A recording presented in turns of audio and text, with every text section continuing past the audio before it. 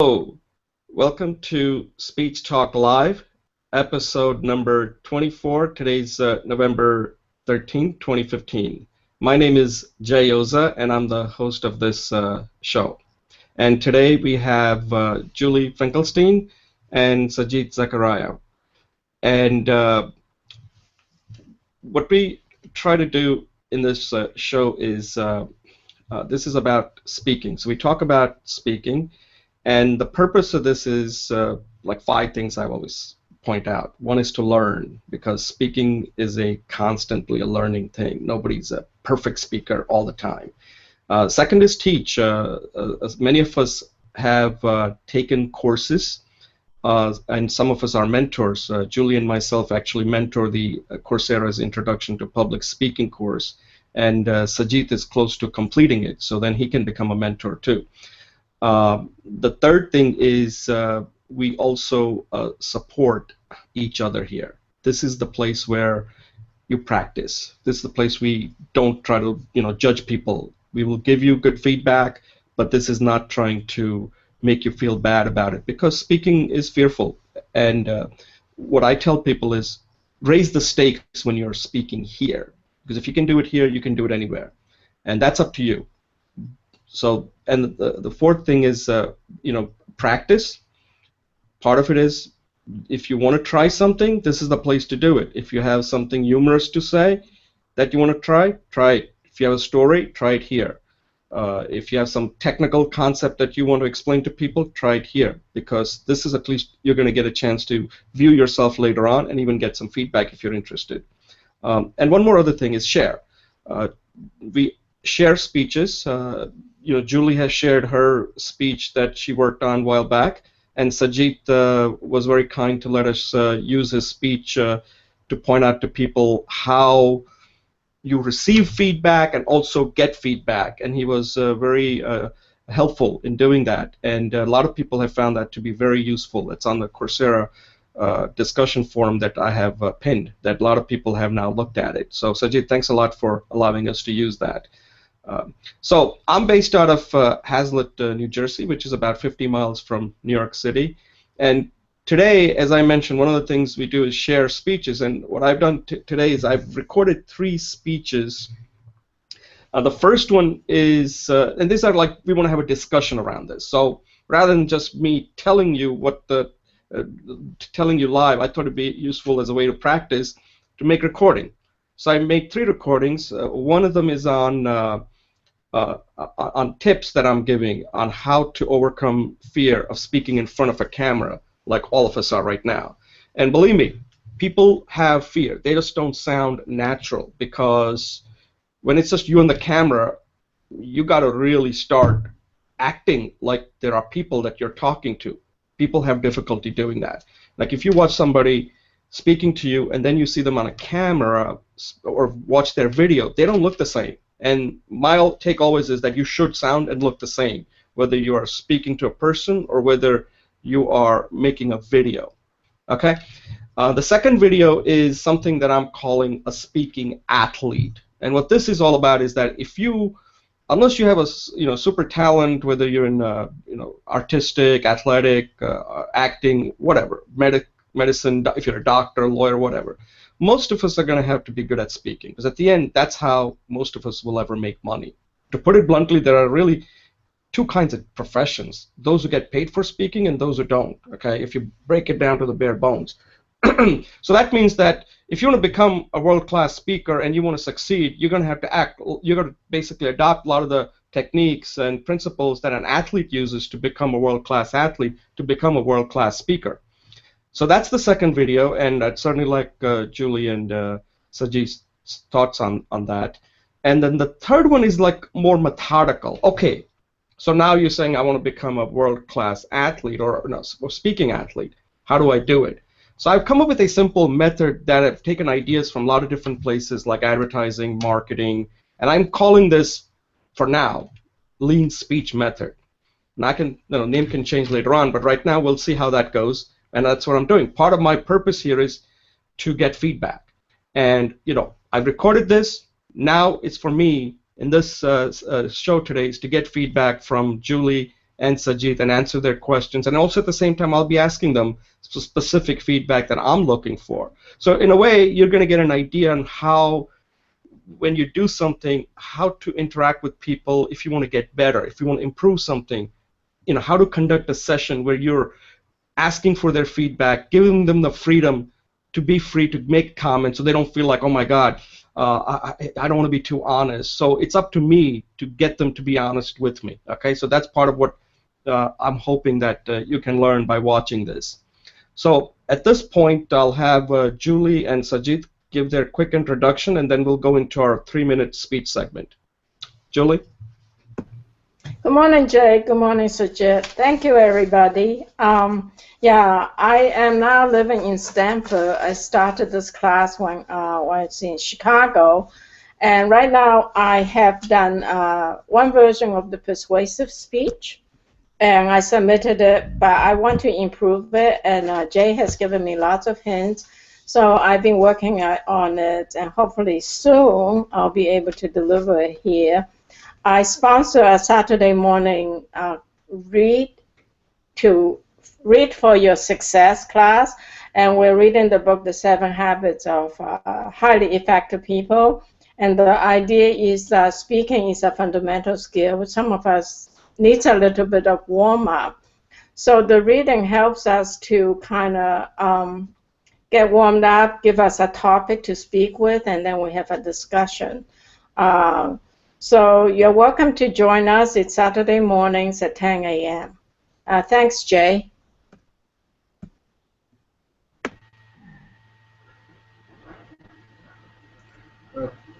Hello, everyone. This is Sajid. I am actually a software engineer from India. I'm a software engineer, as I said, and I'm doing that for my living now. I am here because I would like to improve my speaking abilities. So I had registered for the Coursera course, and I found this Speech Talk Live while I was doing the course, and I am participating in this because this gives me an opportunity to speak to people and speak. If I can say virtually, speaking to people who are from other parts of the world, which gives me an opportunity to understand different culture and a different way to communicate better with people. So I am here basically to learn speaking, and wish you all good luck in improving your speaking capabilities. Okay, Sajid, thanks a lot. Okay, so at this point, this is what we do is we call it the freestyle, taking it from swimming. This is the freestyle part of the program, where each of us gets close to 3 minutes, and we're not keeping time here, where we can talk about anything as a way to practice on how you would give a quick 3-minute speech. So I'll go first, and I want to talk about something that happened to me just this week. Well, actually, it's been going on for about a month, but I'll share with you. So about a month ago, and I think I might have mentioned it, I had to attend a wedding in West Palm Beach, Florida. And I needed to get these 2 pants. I like these khaki pants that I wear. That's what I tend to wear. And so I went to the store and I purchased this 2 pants. And I didn't even try it because my waist size is, I'll admit it, it's 38-30. That's the size that I wear. So I went home, and oh, and there was another thing. So the pants that I had, the reason I had to purchase these 2 pants is that the cuffs, these are preset, so you can't alter them. They get scuffed up, so and then it doesn't look good. You can't wear it to work because people say, like, look at this guy, he's wearing clothes that are like so messed up. So I said, I need a pants that can't happen. So I tried the one without the cuffs. I bought that. So I brought it home and I tried it, and it was really uncomfortable. It just didn't fit right. Now, part of it is that, okay, I've gained some weight. Okay, but that's, I'll just admit it right now. So I said, no, this is not going to work. I can't take it to the wedding. So when I got back, I brought it back to the store, and the guy said, oh, what you bought were flat front, and because it's flat front, well, and I think you want to be polite, you have to be somewhat slim, and I'm not. So he said what's going to work is pleated pants. You got to get pleated, so you'll get more room at the by the hips and the groin area, so it'll be more comfortable. I said, okay, that makes sense. Yeah, he said the one you're wearing is pleated. That's why that's fitting better. So I took those two pants, took it home. I tried it, and again, it just doesn't fit. It's tight. And now it's like, oh, what do I do now? Do I bring it back? And that's when I had to really was agonizing over this decision now, because I thought okay, it's tight, but I don't want to get to the next size. That's like admitting defeat that I can't lose weight. I said I could easily lose a couple, 10 pounds, then it'll fit fine.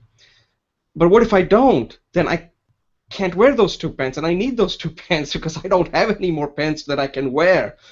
So I went to my dad and I said, Dad, I'm gonna if these pants don't fit, would you be able to use them while I'm losing weight? And if I can't, then at least you'll be able to use it. He said, no, I can't, because my size is just not even close, and I can't even use a belt to tighten it that much.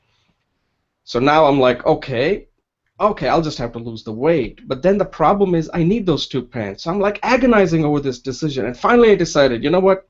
If I can't wear it right now, I have to return it and get bite the bullet and get the next size up.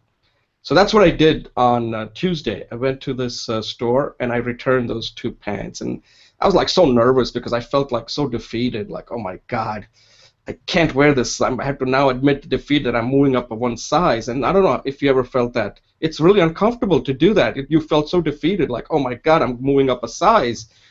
And it's like getting old. You can't do anything about it. And I felt oh my God, so I finally gave the two pants. And the guy was I said, I was happy that finally I'll get two pants that I can wear. But at the same time, I was sad that I'd lost the battle of the bulge, as they say. And the guy was really nice. He realized that I was not taking this too well. He said, you're doing the right thing, because if you can't get the pants that are comfortable, what's the point of it? So I felt good. So the lesson of this is important, actually, that if we all buy things. We're all impulse buyers. And I think Sajith even talked about it in his framing effect speech, that if you purchase anything, we always tend to purchase out of impulse. But if you can't get the immediate return or the fast payback, then you're wasting money. So when it comes to clothes, if they don't fit right away that you can use, don't buy it. Even though it could be on sale, it could be cheap, it could be anything. And on internet, this has become so easy now that we tend to buy just about anything so quickly. And a lot of things we just don't use, and it turns into waste, and we just end up wasting a lot of money. So before you buy anything, allocate the time before you spend the money, the energy you want to spend within that period, immediately after you purchase. If you can't do that, then don't buy it, because most likely you're going to waste your money. Okay, Julie, you're next. Thanks, Jay. Indeed, when I moved, we got rid of about 2/3 of our stuff, and we still have too much. So so I am continuing my my journey on doing persuasive speech, because I am going to do this until I get it done. So basically, today I like to start with at the success is at the corner of when you practice your communication class, in this communication class, and you face your fears. So participation in this class leads to success and happiness. The first thing is we all speak, and Jay will actually focus a lot on this class, is communication is the fabric of our lives, right? You cannot have a relationship with your family if you don't communicate with them. You cannot get your job done without communication. So it really is at the intersection of everything we've done. You cannot live your life without communication. And public speaking is a core part of communication in the sense that when we talk about public speaking, Jay always likes to say, there's no public speaking, there is only speaking, in the sense that when you communicate, you're speaking to someone outside of yourself. So it doesn't matter whether your audience is one person or 100,000 people. Of course, there are skill sets involved, but basically communication is crucial for our lives. And yet, fear of communication is a very fundamental aspect of our psychology. There is nothing, we live our lives in fear in many ways. So the good news is when you face one fear, it actually loosens the grip of fear on everything in our lives. So it's kind of like fear is like a pane of glass. When you shatter one area, it ripples in through the whole glass. Practicing is the only way to improve your skills, and when you get better improve, you will feel less fearful. Furthermore, a lot of the skills involved in communication is an antidote to fear in many aspects of your life. For example, if you're anxious, many of you cannot breathe. So frequently we talk about just learning to breathe helps us in life and in speech. The second thing is body posture. There's a woman called Kathy. She did one called power pose. You know, when you take a, thank you, Jay. When you take a power pose, you just feel more confident right away. So that and you can do a power pose before you go in a job interview, before you make a speech. So many of those skills are generalizable, can be generalized into other aspects of your life. So basically, for example, I know this one woman who could not even breathe, and she was graduating from school, and she's part of our program. She could not breathe, so she could not go on a job interview. So hopefully, if she stays with this class, if she participates with many of us, then she will feel more confident.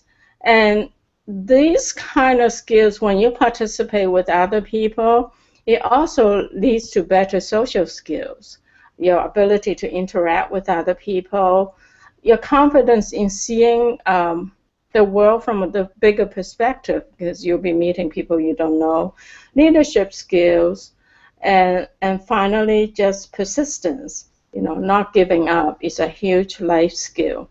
So please join the class and participate and talk to us. And I will end up this comment. I will say again that when you participate in this public speaking class, you can become less fearful.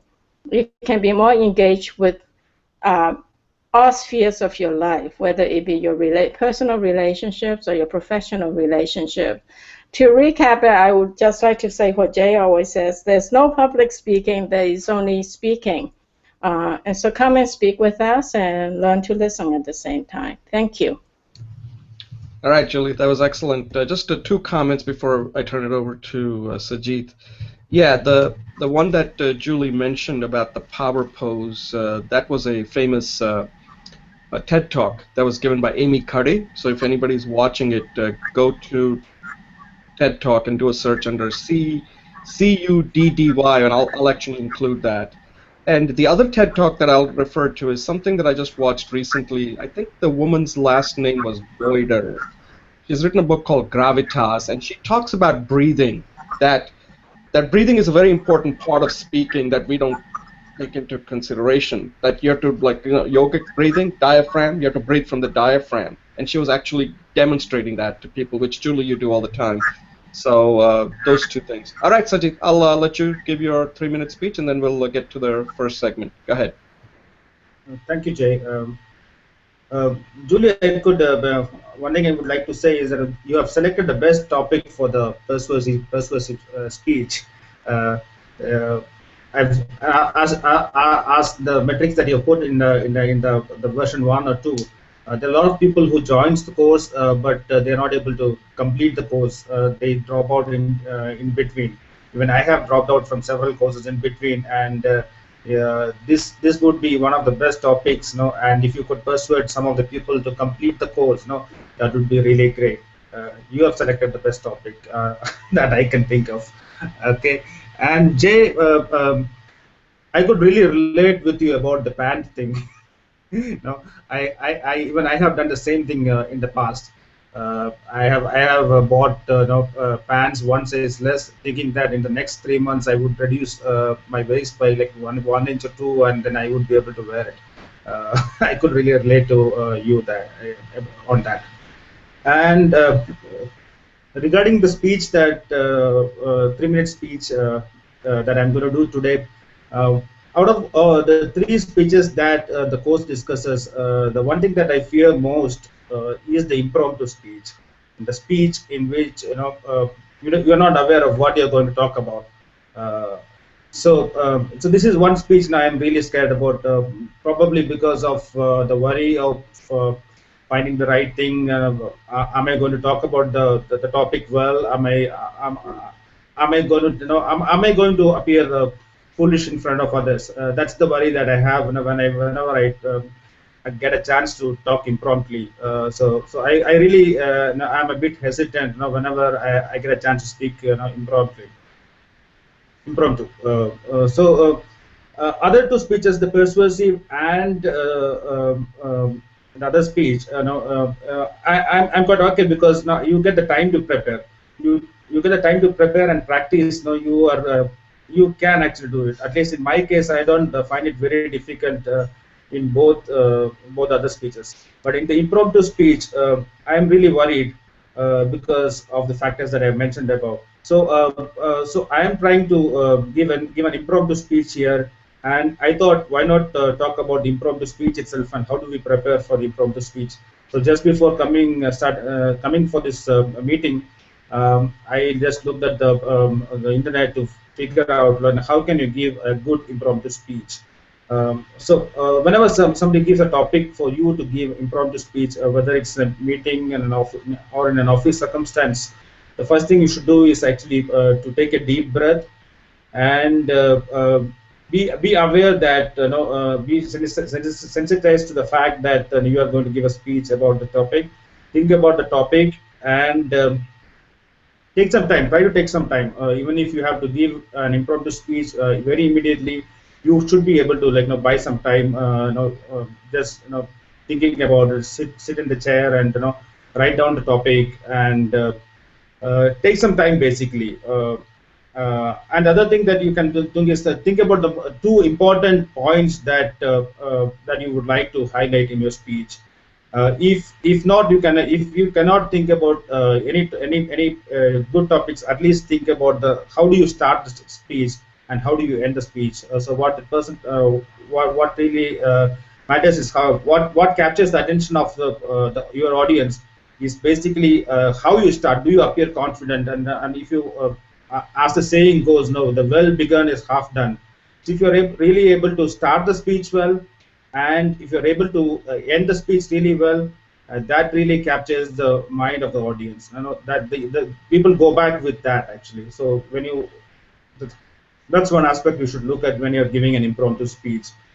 And if you're really not confident, or if you don't have really a lot of points to discuss during the speech, the other thing that we can do is actually make the speech interactive. When you have an audience in front of you, ask some questions to the audience related to the topic, and there would be some people who would throw back some ideas or give you some clues about how to what's the topic or what's the points that you can talk about next, which actually give you some direction about giving the speech. Yeah, and as this is going to be an impromptu speech, you really don't have to worry because the people don't expect you to be an expert. So that's one aspect. So really, even if you're worried, you really, in fact, in reality, you don't really have to worry about that. So these are some of the things that I understood. I could actually read through and about impromptu speech. How do we give a good impromptu speech? I would like to improve this particular aspect a lot. So that's about it. And thank you. Yeah, that was good. So let me make a couple of comments on what you just said. So I have I think impromptu is a very tricky speech, and I can see why you're scared. And first of all, here's my: you should never speak impromptu if you don't know what you're speaking about, because you're going to say something totally stupid, and it's better not to say something stupid than to say anything. So so that's one thing. If you don't know, somebody asks you a question, you don't know, don't say it. Otherwise, you're going to probably say the wrong thing. Don't make up an answer that you just don't have. So a lot of times an impromptu is all about how much you have really prepared. So there are two things. One part is that there's a spectrum, right? One is you don't know anything. The other one is you know too much. Both of them are just as bad. Because sometimes when people know too much, that impromptu becomes more of a lecture, which is also really bad. So you do need to know how to know the structure. And I think in the course, he has that 2-point impromptu. I think that's an overkill in my opinion, because people only remember one thing. So, like, I'll give you an example. One time I had to give an impromptu. I guess at that time I didn't even think of it was an impromptu.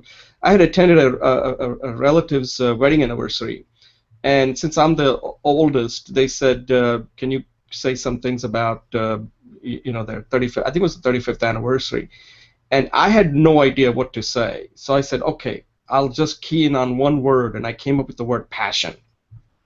And once I came up with that word passion, I could come up with all the different things that they do. They had passion for dancing, they had passion for travel, they had passion for life.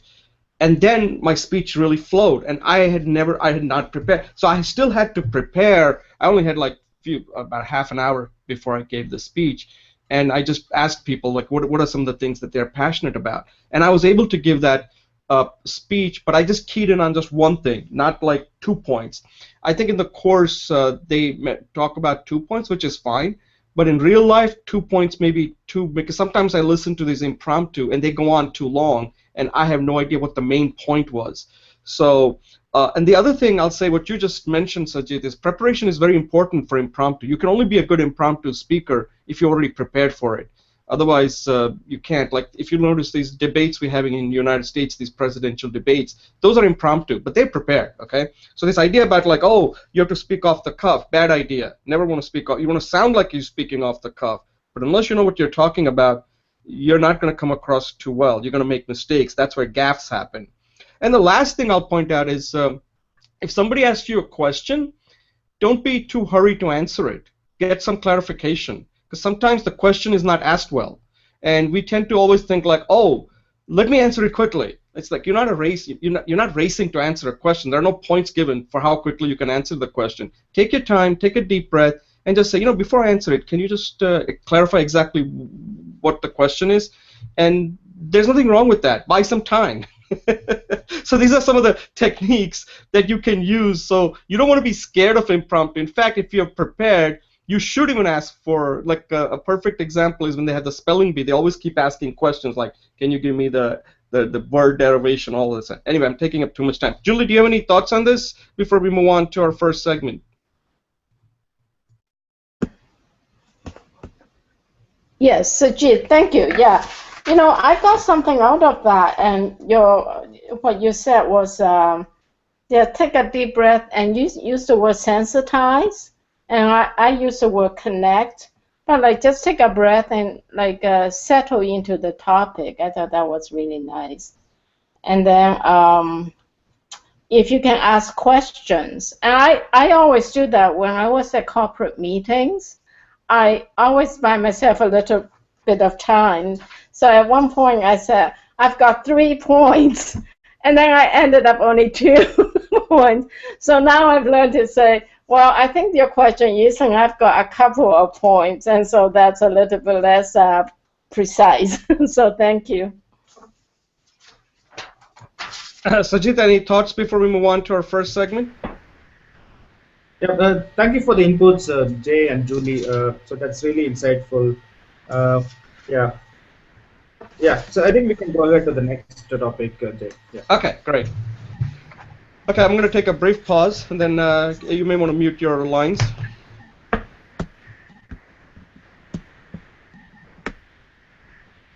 Okay. Sajid, you want to mute your mic? Yes. Okay. Okay, I'm going to take a brief pause and then I'll introduce the first segment.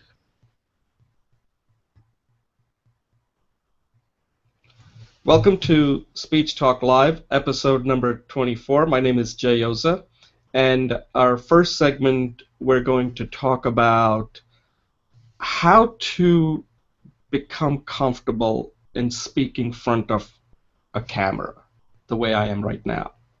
Now, let's face it, this is something we all gonna have to become comfortable because cameras are everywhere.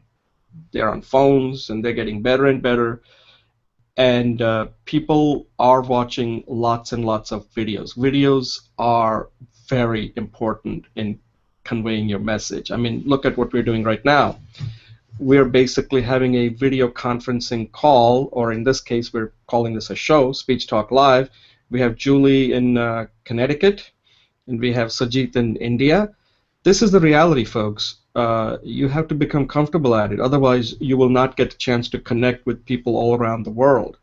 So if you're watching this and you're not doing it, you're only hurting yourself. That's just my opinion, and we'll find out what Julie and Sajid have to say. Because you will not be able to talk to people around the world, whether it's in China, India, UK, France, you name it. This is the modern way of communicating. But it's even more than just communicating. It's a way for you to get your message out to other people. And I'll say another thing. Today, you are what your social media trail says you are. You know, somebody once said, you are what Google says you are. And if you have thoughts, whether it's like I tend to record videos on speaking and this show gets recorded, people will go and see me on YouTube. They'll be able to make some impression of me. They may like me, they may not like me, okay, that's fine. But I want to know the people that will like me and want to know more and they want to connect with me. But one thing is certain, they're going to be able to trust me because once you record, once you have a social media trail like videos, people know who you are. It's very hard to fool people after a while. People can see you and they can immediately make decision, that impression of you very quickly. And if they like you, they'll keep on watching the video. So, but you have to get comfortable in speaking in front of camera. Now, in this video that I recorded, I've gave 5 tips. One of them is pretend like there is somebody in the room. Put an empty chair, put a stuffed animal or whatever. That's one. The second one is just have a conversation. Ask questions like, do you find videos difficult? Like those type of questions. How do you overcome it? Like have a conversation like you would if that camera was actually a person. And the other thing that is kind of important, which I didn't really realize it, that with camera you can't be looking away. It's very difficult, right? Because like right now I'm staring right into the camera, and if you're not looking into the camera, which you don't when you're speaking with somebody, you can move around, and the person is not going to be offended because you're still right in front of him. But with camera, it's not possible. I'd like to get your thoughts on that to see what you think of that. The fourth is, of course, acting. I mean, when you're speaking in front of camera, you are acting because you're pretending like you're speaking to somebody. That's acting. That's what acting is all about. And the fifth is you have to be prepared. Don't get in front of a camera if you don't know what the hell you're saying, because people are going to make impression of you. And if you don't like it, just erase it and re-record it again. So it's not a big deal. The only way to overcome this is by doing it. And I know that's a common thing everybody keeps telling you, but record a 10-second video, record a 20-second video. And believe me, after a while, you'll start thinking like, wow, and don't be too critical. Oh yeah, that's the last thing. Don't be too critical, because one of the things that really hurts us in doing well, and anybody can do this, this is not a big deal anymore. Don't be critical. Put something out there, because if people are going to criticize, that's good. No criticism is the worst thing, because if you're getting criticized, it means somebody actually watched it. And I actually love criticism, because you know what? That means they at least took the time to watch you. If nobody's watching you, then it's like you don't exist, okay? So anyway, not that hard, but so I think if you have, try to get comfortable, keep doing it. See if any of these tips help. And this is one of the things we all going to have to get comfortable in learning how to get comfortable in speaking in front of camera, because if you're not, then you're basically hurting yourself in getting your message across and how you come across as a person, as a thought leader, as a person who can influence, persuade, or even sell something. All right, Julie, do you want to? What are your thoughts on this? What are some of the tips you use to get comfortable? Oh, thanks, Jay. Yeah, I have been doing the practice that you suggested, which is, and I stopped this week, so now this is going to help me to continue, is I try to record myself for 3 minutes every day, which in the beginning was really awkward because, you know, turn on the phone, but now I'm beginning to be a little bit more fluid. I think your video was very helpful for the students who like me. As you know, I speak pretty fluently and pretty comfortable in front of a camera with real people. But put me in front of a blank camera and I roboticize. I like to say that I numb up and dumb down.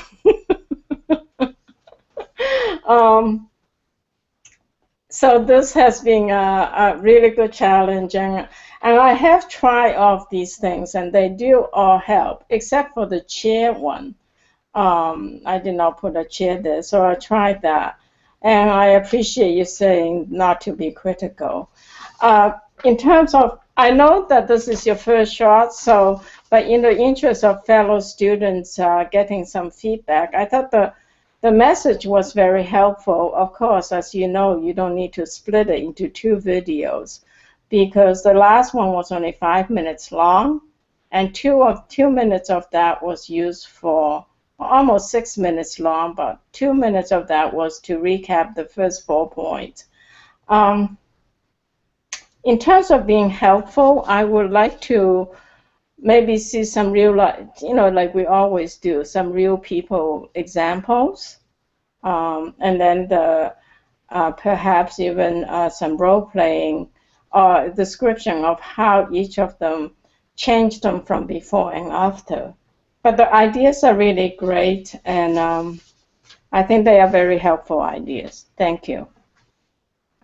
Yeah, those are good comments. Excellent feedback, Julie. The only thing is, yeah, I was thinking about what you just said.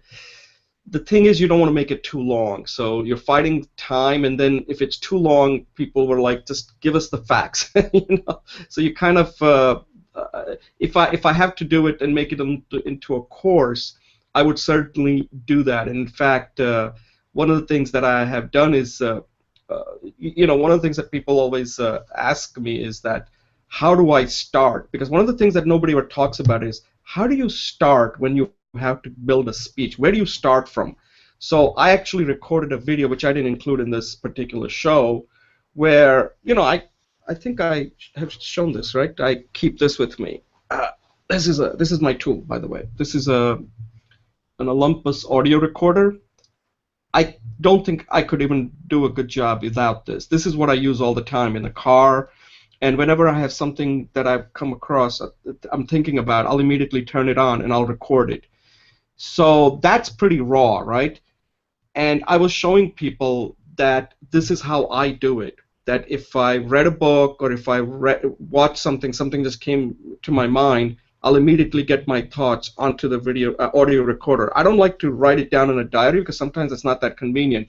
But this is my number one tool. Without this, and then from audio I turn it into video, right? So this is my process that kind of helps me in developing a speech, and that's how it works. It's an iterative process. So yeah, I agree with what you're saying, but if I had more time, I would certainly go through each one of them and how that would work. So, Sajid, any thoughts on it? What do you do to get comfortable as you're becoming more comfortable speaking in front of the camera? Yeah. So Jay, I watched both the videos that you've put in the mail. All of them are really good ideas. But one thing from my perspective, when I look at it, speaking in front of camera, for me at least, no, it was much easier to speak in front of a camera than speak in front of front of an audience, because in speaking in front of camera, you always have the option to click the delete button. Nobody is going to care. You are the one who is creating the video, and you can actually delete it. You really don't have to worry about whether you have done a good speech or not. Nobody is going to criticize your speech other than you.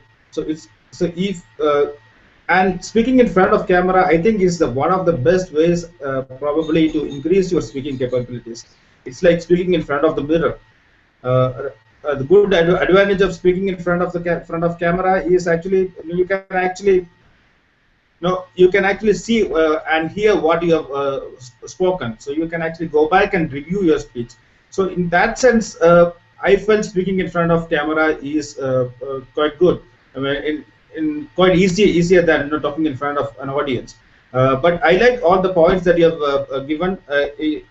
If you are actually a good speaker, so if you are a good speaker and if you're comfortable talking to an audience, then using the chair part, keeping some chair or a stuffed toy in front of you and speaking, you can actually relate to an audience and speak.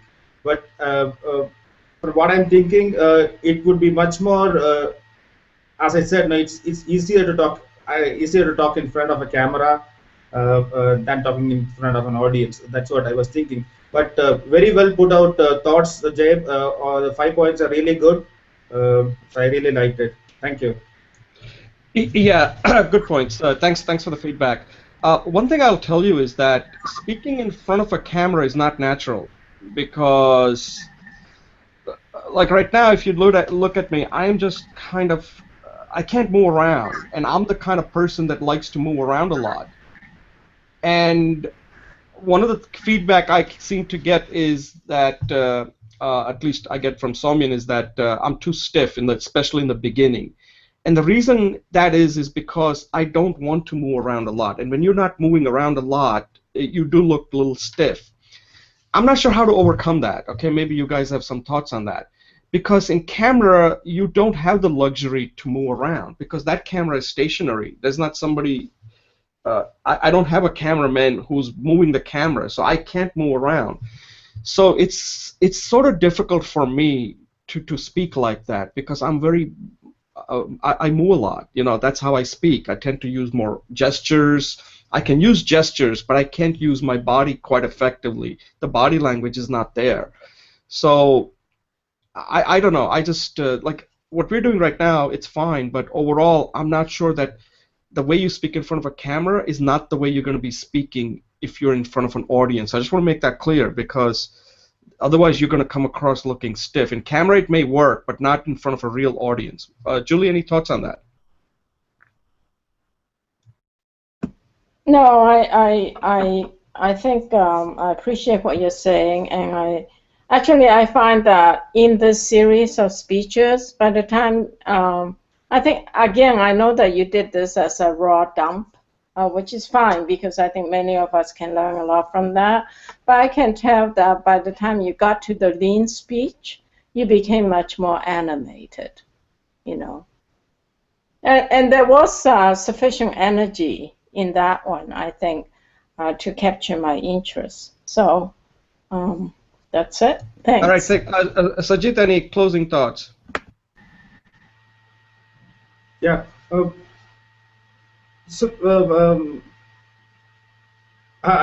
is coming to my mind, Jay. So I think we can move on, and then I can actually provide some inputs and ask when it comes to my mind.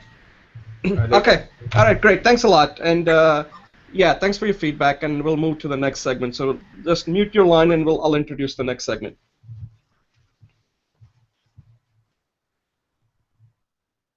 Hello. Welcome back. This is Jay Oza. This is Speech Talk Live, episode number 24, and we're moving to segment number 2.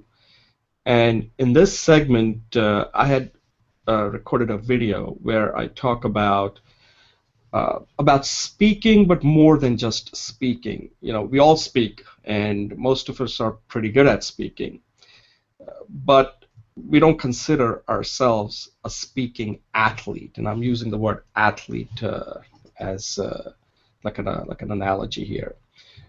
And I kind of compare, let's say you take an athlete, sports athlete like LeBron James or Jordan Spieth in golf, or Tendulkar in cricket, or Messi in soccer. These are world-class athletes. They have amazing talent that allows them to make like tens of millions of dollars, if not hundred. Unfortunately, I don't have that kind of talent, so what do? But I do have I can talk, right? So if I can talk like an athlete, if I can take my talking and become like a speaking athlete, then I believe I can be successful in just about anything. And when you look around, people that are at the top in any field, they tend to speak really well. I mean, let's look at our president, Barack Obama. He speaks well. I don't know what he does when he's in the office. All I know is that when he's in front of us, he's speaking, okay? They never show us him working. I don't even know whether he's working, well, according to some critics of his, but I know that he is speaking. Similarly, people that are on television are getting paid to speak. People on radio, they get paid to speak. CEOs, I mean, if you think about it, Steve Jobs, he might have done a lot of things, but most people know of Steve Jobs as a person who was giving great speeches. We never seen him in the office. They never show us that. So the point here is that I consider these people as speaking athletes. They got to where they are because they can speak extremely well, they can influence, they can sell, they can persuade, and they can connect, right? That's what they do. That's why they're at the top. So how do you become a speaking athlete? And I've provided like 5 processes that an athlete goes through. And these are nothing new. These are, athletes always talk about it. And in fact, I'll recommend this book by a guy who's an athletic coach. His name, a sports psychologist actually is the right word. His name is Bob Rotella. And he's written this excellent book, which I really enjoy reading, How Champions Think, where he looks at golfers, how they think, and it's really very interesting book. So a lot of my ideas comes from that book. So the 5 processes are learning. You got to learn the skills if you want to speak well. A lot of people don't even know what those skills are. They just been taught by their parents how to speak, and they've been using that skills till they grow old, and many of them don't go beyond that. And the parents do a great job getting us to speak, and for most that's enough, right? Depending on what kind of job you have, it's not going to be that critical that you have to speak well if you got some kind of a talent. So if you want to speak well, you got to learn. You got to learn about speaking. You got to become a student. The second is then at some point you're learning, but at some point you have to use that skills that you've developed, and that's when I call it the preparation process. Now this could be actually giving a formal speech, or it could be simple as meeting somebody, an executive. Let's say you're going to a social event or a conference where you're going to be meeting some people that you want to meet. You're going to prepare ahead of time, and that's the preparation process. That's required. You can't just wing it, otherwise you're not going to make a good impression. So you have to spend time with the preparation process. Or it could be as if you're single, you may be going out on a date. You still have to prepare because you're going to be speaking. I've never seen anybody go on a date where they haven't had to speak a single word. I mean, unless you're like a big Hollywood or Bollywood actor, maybe you don't have to speak a word. Then the third thing is the performance process. So now you have prepared, you got to perform. Now here, if you've done a good job preparing, then you're not going to be thinking. One of the things that we don't realize is that if you're thinking, you're probably going to be screwing up, okay? Because the brain doesn't work like that you can instantly think quickly. The subconscious has to take over, and that's why the athletes can perform when they're playing the game, because they're not thinking. They can't think, because when you're thinking, the brain slows you down, okay? So that's the performance process. And then right after performance, certain things you're going to do well, certain things you're not going to do well. Same thing applies, what athletes go through will apply to speaking. Certain words may not come out right, maybe your body language wasn't good. So you got to do an evaluation quickly right afterwards. Now here, you don't want to spend too much time because, again, you don't want to beat yourself up. You did the process right. Now you evaluate it and see what things that you did do well, and spend maybe 10, 15 minutes. You don't have to spend a long time and agonize over it like, oh my God, only if I could have done this better. And then you go through this assessment phase where you're going to look at where you stand.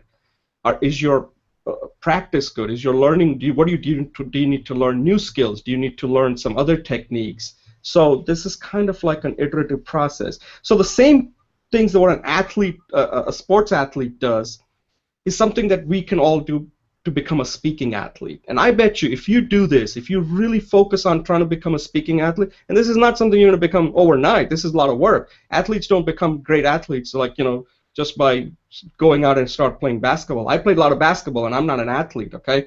So they have this whole process really perfected. And what I'm trying to tell you is that if you perfect this process the way that suits you, you too can become a speaking athlete. Julie, any comments? Thanks, Jay. Yeah, thank you. First of all, looking at your speech, I thought that it was kind of an inspirational speech, so maybe a persuasive speech. And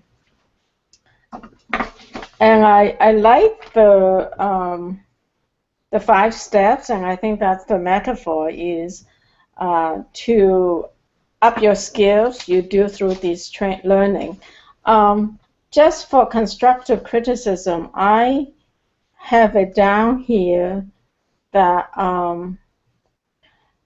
for me, because I'm not athletic, the word athlete was confusing for me, because sometimes you're talking about athletic process, just becoming good, and sometimes you're talking about a pro.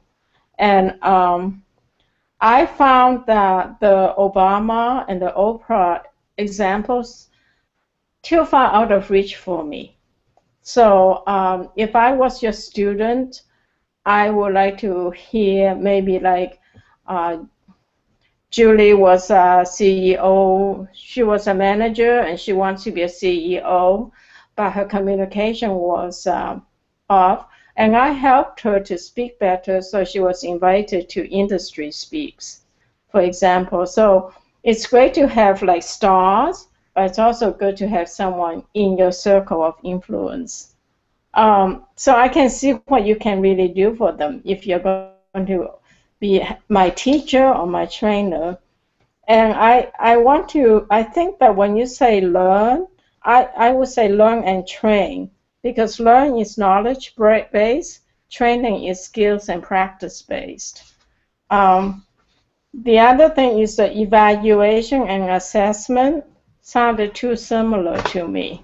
So I thought maybe evaluation is evaluation of my own skills, like how well did I do, and assessment may be a success of the event, and then maybe impact on the audience. So I may have perfect skills, I could still not be moving the audience, and this is maybe I need to pick up new skills. I'm not sure that's what you mean, but I'm just kind of saying for me the word evaluation and assessment was too similar for me. And then, oh yeah, I know you've already heard this, but just to say something. When you said the president doesn't do much, I thought that was controversial. And it's okay to be controversial if it cuts to your point. I'm not sure it cut to your point. In fact, my husband was very famous, and he was very controversial, but his controversy was right in the heart of what he was talking about, because he was trying to evolve. Back then, the database technology was moving, right, from a hierarchical database and network database model into the relational model. So he was ahead, so he wanted to use controversy as a way to leverage his own visibility. And I would just submit to you or ask you the question, does that statement increases your positioning in what you want to say, this is who I am? Yeah, that's a good point. Yeah, it's a little controversial, especially if you if you're a supporter of a president and you don't want to be hearing that. I think I could be more clear there. I think what I'm trying what I'm trying to say is how people perceive what a president does, right? Let's say a president is not speaking, then we consider him doing what? Nothing, right? Like we never see him talk. And communication is almost like 60% or 70% of a president's job, right? Because his job is to communicate with the people. That's how we measure that's how we elect presidents, right? Otherwise, if communication wasn't important then why are we even having debates? We can just go by their resume and say, oh, okay, Jeb Bush, he's the most qualified, let's just go vote for him. So I know it's controversial, perhaps I can explain more, but then again, if you're explaining more, then you might as well just take it out, you know. The other point I'll make is what you just said about evaluation and assessment, since you're a little confused there. The word evaluate is something that, like, we evaluate speeches. That comes right after when somebody gives a speech, we evaluate, right? So that's an evaluation that you do for that particular speech. Assessment is an overall thing. Like, okay, where do you stand? I need to assess where I am right now. Evaluation could be that you may have done a great job at this one speech, but your overall assessment may be that somehow the audience was right and I did well, but what if the audience wasn't right? So the assessment is looking at it overall. Like, are you getting closer to where you want to be? What do you need to work on? What do you need, like you said, learning and training? What do you need to train? What do you need to practice? Things like that. So that's the distinction that I'm making between evaluation versus assessment. Assessment kind of comes not for that specific speech, but overall where you are as a speaking athlete. I don't know if that makes any sense, but that's how I'm making the distinction. Sajid, do you want to comment?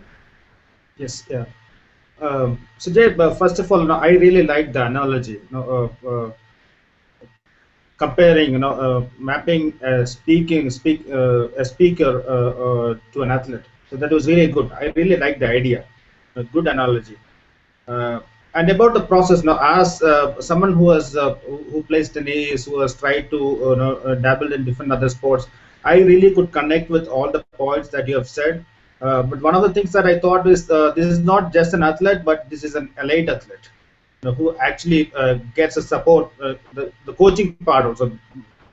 Generally, for an athlete, the evaluation and assessment part is actually provided by the coach. An athlete by himself probably doesn't do that evaluation and assessment part. But in these points that you have given, the evaluation and assessments actually normally is provided by the coaches, but that is something that you have to do yourself, or probably you have to get an acquaintance or a friend who actually can support you in doing that. But overall, all the points that you mentioned is really add for anything, be it a speaking or anything that you want to improve. All these 5 points are really, really valid. No, you actually have to do the preparation. You have to learn about the craft, do the preparation, and perform it, and see where you have done well and where you have gone wrong, and how can you improve it, and assess yourself. So these are the things which you can apply not only to a speaking, to improve the speaking, but also to any other talent that you would like to improve. So overall, I really like that analogy. I think anybody who has done a little bit of sporting or then can really relate well to this particular the speech. I really like that actually. Yeah. So that's it, Jay. Yeah. Yeah, Sajid, thanks for the feedback. I really appreciate it, and I agree with what you just said. That and I need to make it clear because that's a very important point you just made, and I kind of and again, this is a short video. I can't, but I think one of the things I will take back from watching this again is what you just said. That you're right. An elite athlete has a big support structure. The question is that as a speaking athlete, how do you become an elite speaker? And I think your point is really well taken. That the people that I mentioned, like CEOs and Obama and Oprah, can you mute your line, Sajid? I'm getting some feedback here. Yeah. So your point is really well taken when you mention that what I'm referring to are elite athletes. That's a good catch. And you're right on spot there when you say that that an elite athlete, or in this case like a speaking athlete, even a speaking athlete like Obama, Oprah, they have coaches, they work with psychologists, they work with speechwriters. All their speeches are really written by other people, because I can tell you it takes a long time to write a speech.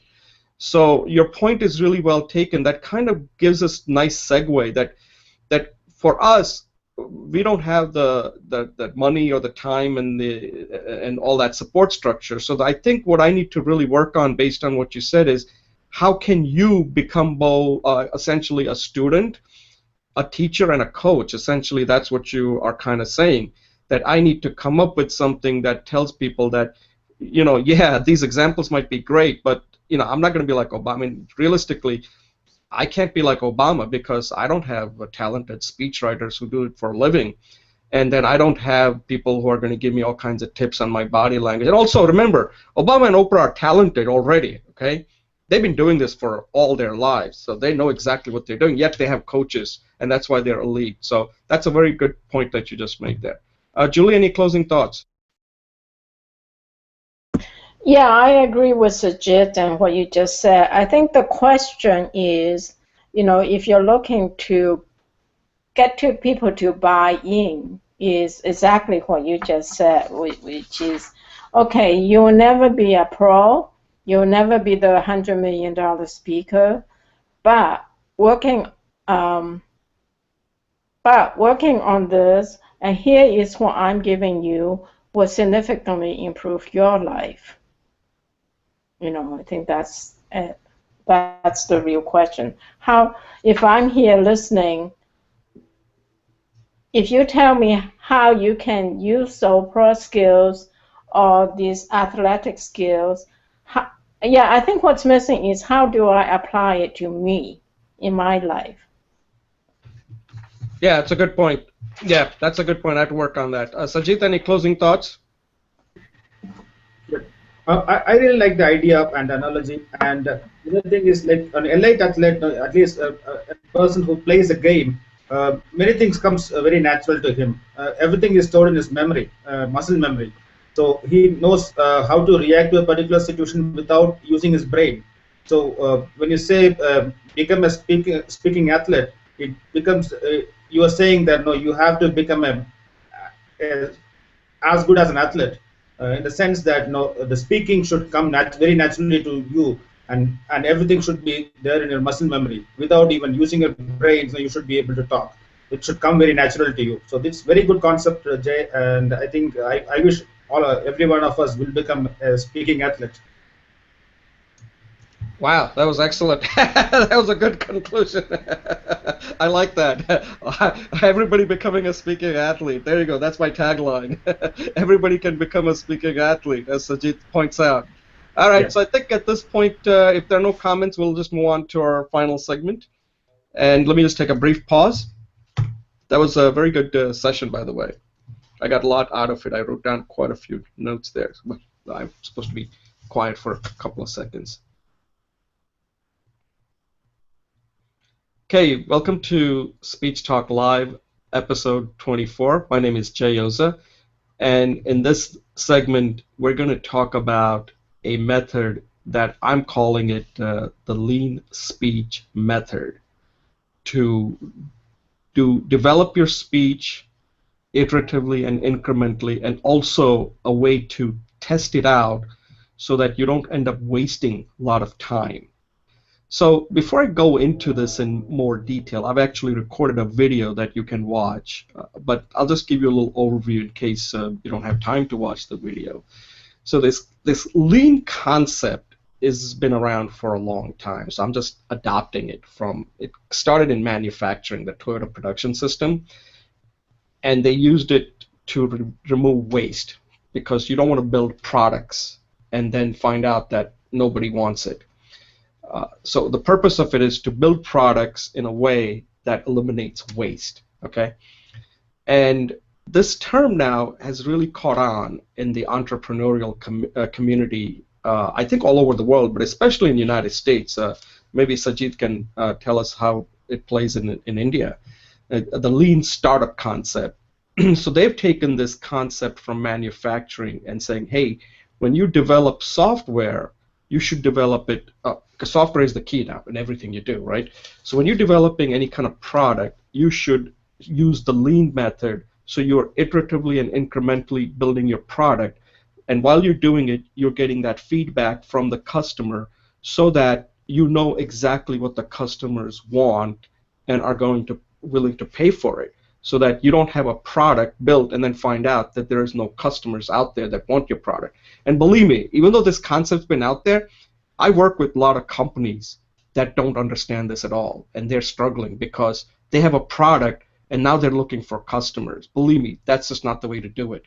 Now, I don't want to get into a philosophical debate, because like if you're building something that's like a nuclear plant or nuclear reactor, you can't look for a customer. But for 90% of the stuff that people are building, companies are building, this methodology is now considered the way that they're using in order to reduce or remove waste and to build something that the customers actually want and not end up wasting all that research and development effort. So anyway, that's the lean. So I said, okay, I kind of view a speech as a product. So why not, if this is a product, then why not come up with a lean type of methodology to build a product, which is going to be your speech. So I have 5 steps. And these steps that I've come up with are basically taken from different areas, from areas that are already well proven.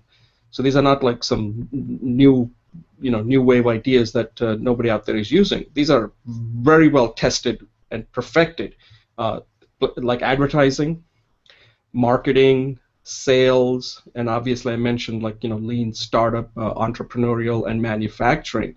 So I think that these 5 is all you really need to really develop a speech for any situation, whether it's one-on-one, whether it's in a small group or even in a large group. So let me just kind of go through these 5 very quickly.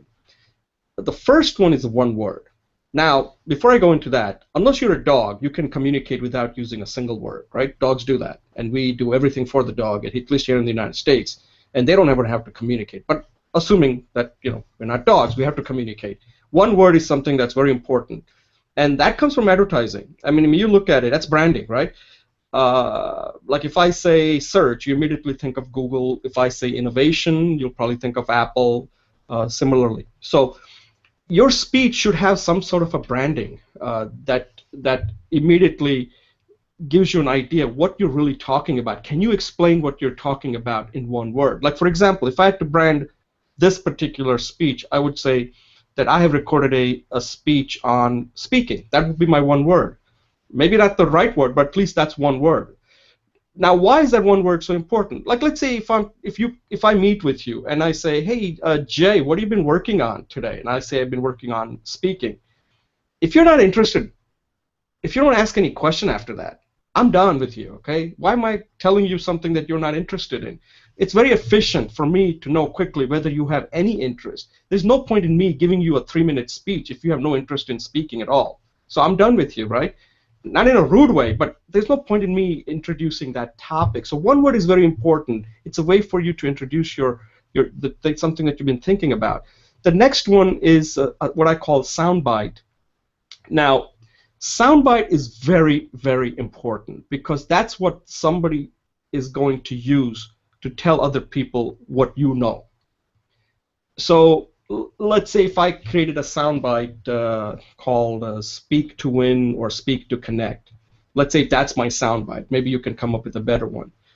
And after the speech, let's say if Julie is talking to some of her friends or Sajid is talking to some of his colleagues and said, you got to check out this speech, and you're not going to give them the details because you may not know the details. It's hard to get all the details. Said, the main idea is something called Speak to Win or Speak to Connect.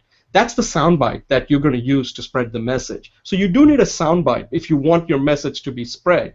And that is a communication technique. Soundbites are nothing new. Soundbites have been around ever since the beginning this country was founded, as I mentioned in my video.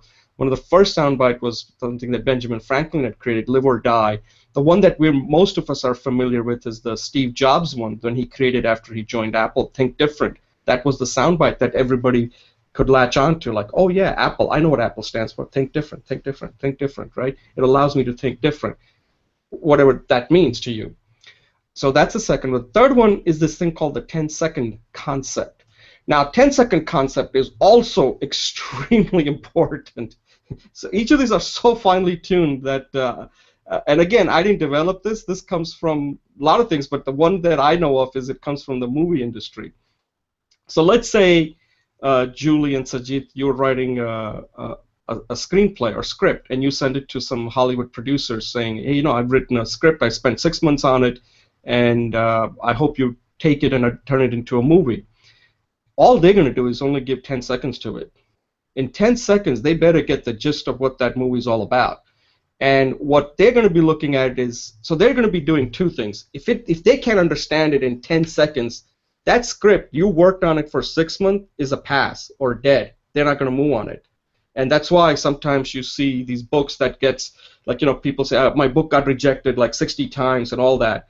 They didn't have a good 10-second pitch for that book. And that's what somebody's looking at, because if you send a book to a publisher, they're only going to give 10 seconds to it. Like somebody say, okay, some assistant, what is the book about? And they'll say, he's talking something about something lean speech method. And if it's more than 10 seconds, that book is up. Nah, that's okay. Let's give me the next book. So same concept applies when you're speaking to somebody. You have 10 seconds to explain about what you do as a software engineer, or Julie, what you do as a mindfulness expert. You only have 10 seconds. People are not going to give you more time than that because they got other things to do, and they're going to tune out quickly. Now, one of the things that the movie people do is that 10 seconds, what they're really looking for is this. So if you go to them and give them your 10-second pitch, what they're looking at it is, let's say if I'm the decision maker, I'm saying, how can I take that movie idea and turn it into a 30-second trailer? Because at the end, you have to sell that movie in 30 seconds. Those trailers that you always see during commercials. All movies, no matter what kind of movies, all movies these days make their money the first week, and that happens because of that 30-second trailer. So if that 30-second doesn't get people excited to go and spend money to go see a film, that movie is not going to make money. And these are people that are investing a lot of money, okay? So that the 30-second is very important, that you should be able to explain the gist of everything quickly in 30 seconds. So that would be the fourth step, right? So you got to have a 30-second well perfected if somebody wants to know beyond the 10 seconds, but not more than 30 seconds. And then the final one is that if somebody wants a little bit more detail, the 3-minute short speech is all you're going to get. And after that, then it's over. Your part is done. And if you're talking more, then you're probably are losing the people, because if you couldn't explain them in 3 minutes, then they're not probably going to move on what you're saying. Then it's a due diligence part, and that's a different ballgame altogether. That means you have some sort of 80% probability they like what you're saying, and now you have to really convince them that it's indeed real. So that's the whole idea of this lean speech method. So it works both ways, in crafting something and also in communicating. So it's building and also delivery. They kind of go together. The way you're building it is how you would deliver it. So it's not like you would build it like one word, and one word can be added later on. You can tweak it, right? So it's not like you would get one word and then a sound bite and then a 10-second, but then you just give a 3-minute speech. That's not how you would deliver it. You would deliver it the same way you built it. So that's the overall idea of this that I call it lean speech method. Perhaps you might have a better name for it, but that's what I'm calling it, because what I'm saying is that it reduces waste. And one last thing I'll point out. So if you're asking, like, but how does this help me if I have to give a formal speech?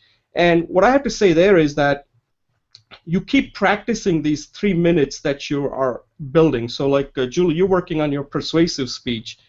And, okay, I see some good tips there. Speak to succeed, speak to leave. Those are good sound bites. So, Julie, you're working on your persuasive speech. What I would suggest is, this is one of my advice is, turn it into 3-minute short speeches for each item within your persuasive speech, and start practicing it, because people are not going to give you more than 3 minutes. You can't just go to when you go play ping pong and say, hey, by the way, I'm going to give you a 15-minute speech on this topic that I've been working on. They're going to say, Julie, I like you a lot, but I don't have 15 minutes right now. but 3 minutes they will give you, and you can make it less than 3 minutes. But at least that way you're getting some feedback, and then what you do is you stitch it together, and now you got yourself your 15 or 10, 15-minute speech, and it's simple as that. So that's the lean speech method, and Julie and Sajid, I'd like to get your feedback on this. Julie, why don't you go first?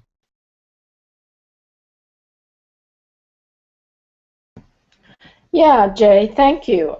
It's always good to revisit a topic because that's what iteration means. I know you've talked about this before, and we had a pretty good discussion on it, so I'm glad that it's coming back up. I like the idea of reducing waste, and I like the idea of what you say. It's a building process and it's a delivery process. And I like the fact that you took it from manufacturing and the lean startup. And the products are really good. I think, let me see what my notes are. I think it's almost like you gave us the product, the five possible products you have. And that was really great. And perhaps, and I know this is an overview speech, and maybe as you develop your curriculum, that each of them may become a separate process. And then, as you said, your suggestion for me, show us how to stitch them together, and which is part of the lean process, right? Component design and reusability. And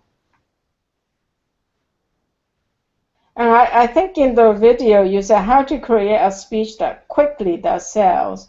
And so the concept of waste is important. I think, again, this is more for you going forward than in this speech. It's just two aspects to waste, right? You mentioned the waste if you develop a product that people don't like.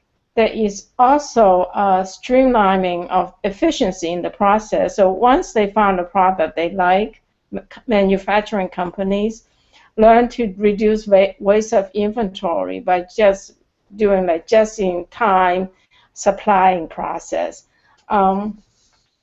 Perhaps in your longer speech, you can talk about different aspects of waste and then how they apply to your process as you go through your process. Just in terms of constructive feedback, and I think you already know this, so more for as a process practice, I thought that you didn't need to spend so much time talking about why not 3 minutes. Because, like you said, there are situations that speeches can grow to 3 minutes, but to me, this is what you have given is the essence of a lean approach. And then the other part that I think was interesting, and maybe you want to develop the concept a little bit, is you start to off saying people pay, when the speech is longer than 3 minutes, you say people have to pay to listen to it, and people get paid. At the end, I think you did a pivot. You're saying, well, boy, gee, if everybody is limited to 3 minutes, imagine how efficiently the company will run. And then you say, imagine making people pay if they speak longer than 3 minutes. You actually change the direction of your message. So if you're going to use that, I would invite you to elaborate what that meant. Because that's an interesting concept. And it could lead to the fact that efficiency means that people may, in meetings, there may be a lean meeting process that people are given only 3 minutes, And just as an example that you might like as a parallel, like you did with the athletes, Ronald Reagan always said, you can summarize everything in 1 page, right? And so maybe what you're saying is you can get to the essence of any idea in 3 minutes. So you might find that a nice way to get people right to the idea that in 3 minutes you can get to the essence of things, which is, I think, what you mean by 3 minutes is enough. Yeah, yeah, no, that's exactly. I think that if you ever have to give a speech that's longer than 3 minutes, what I'm saying is that this is kind of like, because one of the things that maybe I didn't make myself very clear here is that people really struggle when they have to speak. Right now, again, what I'm saying is that you're speaking for all occasions. This is not just giving a formal speech, right? Because my whole theory is that there's only speaking. So coming on this show, I would have to think about, and I haven't done it for this show because I've recorded these videos, but how do you get your message across in building a speech? Like Sajid was saying about the impromptu. You have to still build it. You have to have it in your head somewhere, right? Because if you're thinking when you're speaking, you're probably going to make mistakes unless it's already in your head somewhere. And that's what I'm trying to get to, that speaking is something that a lot of people make mistakes and they don't come across well, and you don't get a second chance often, is because you haven't done the preparation, you haven't had a methodology. So if you just say you have a limited time, or let's say tonight I'm going to be meeting somebody, I need to bring something to the table. If I may just take a second or two, so let me just give you an example on how this would work since you guys are here. So there was an incident that took place, I don't know if you watched, it was in golf. And I think, Julie, I might have shared this with you. It was the US Open, and it was the last hole. There was this player named Dustin Johnson, hit a terrific shot on a par 5 closing hole. So it's a 72nd hole. It's the 18th green, 72nd hole. And he's about 15 feet away. If he makes the putt for an eagle, he wins the tournament. But if he misses it, then he'll be close enough so he can make the comeback putt, a birdie, and he would tie Jordan Spieth, and they would go into a playoffs the next day. Okay, so that's the situation. The backstory here is that Dustin Johnson is married, or his fiance is daughter of a famous great ice hockey athlete. Name is Wayne Gretzky. And Wayne Gretzky and his wife and his daughter, I forgot her name, and they have a son together, right? They have a son. Dustin Johnson and his daughter, they have a son. Forgot his name. And afterwards, after the thing was over, and as it turned out, he missed both putts and he ended up losing the tournament, which is sad because. So I'm looking at it and I'm saying. So the next day I had to go to a physical therapist, and I said, okay, let me bring something to them that would be interesting. And I spent time on this. Okay, this was not something I just made up right off the cuff. And I went there, and his name is Pete, and I said, we started talking about golf, and I said, I bet that Wayne Gretzky was telling his grandson that your dad or your papa, your grandpa can make that putt with his hockey stick. And he found that to be really funny. Like, wow, my dad is definitely going to make it, since if my grandpa can make it with his hockey stick, how tough can that putt be? As it turned out, it was really tough because he missed both the putts, and he ended up losing one of the most prestigious tournament in the world. So anyway, the point here is that I had to prepare for that, and they liked it. They started sending those tweets out to their friends. So my point is that every interaction, you have to put in some work. Otherwise, people. It's not that things just happen automatically. You have to work at it. Speaking is work. Sajid, do you have any comments on that lean speech method? Thank you, Jay. Yeah, I really like the acronym LSM, Lead Speech Methodology. So when I heard the LSM, I initially thought that it would be some related steps that you can actually use to create a speech that sells. That's what you were talking in the video that you have put up. Create a speech that sells. I thought all these 5 steps are really great. In itself, but I kind of felt that probably all those 5 needs or can actually have separate sessions, separate videos for each of them. How do you capture everything in one word? How do you create that sound bite which captures your audience, or which the audience can take away from it? Or how can you create a short and concise thing in 10 seconds or the 30-second speech? And the 3 minutes speech, you have actually talked about it in the past, and I really connect with it. And if you can give a really good speech in 3 minutes, in a general scenario, people are not interested to hear a person for a long time.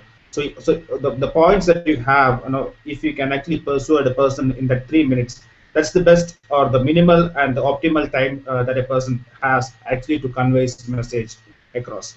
Uh, so from the way I look at it, all these 5 points are really valid, really good, and you have to look at it in a speech. It did not come across to me as a method or a defined method to create a speech that sells. No, all of them are really good, but how do you connect each of them and create a good speech? Those steps probably I could not capture that from the video that I put up in the email. Uh, but that's something probably that needs some bit of improvement in that video. When I thought it's a body of practices that will be there. You practice this and create a speech. So that's what I was that hoping, when I heard the lean speech methodology. So it would be a methodology to create a speech. But from the 5 points, I really could not connect it as steps that would lead to a speech, good speech. Yeah. Yeah, that's a valid point. Yeah, so this is like what you commonly call it as a what speech, not a how speech. So yeah, the next step, what I would have to do is give an example, a tangible example on, like, let's say I have some topic that I want to talk about, and I have that, but I just don't have the time to go through that, right? On how I would build a speech using this methodology. So I think that's what you're saying, that what would help is take some topic and show me how you would use one word, how you would build it, and how you would deploy it. I think that's the question.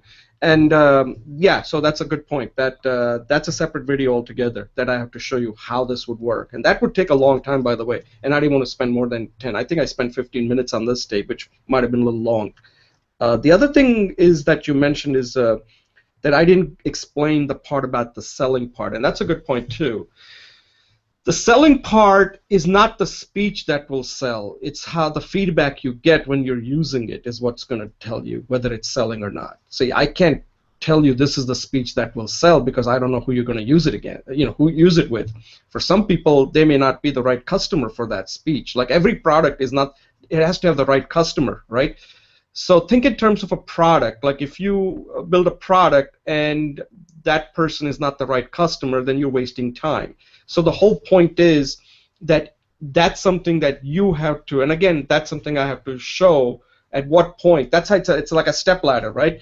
Like if I mention the word speaking and you have no interest in it, then you're not the right customer for what I'm going to, the customer for this method. You have no interest. You have no curiosity or no interest. So there's no point in me telling you more about it. But let's say, oh, speaking, what about speaking? So then it's like speak, so a soundbite I would give you, speak to succeed or speak to live.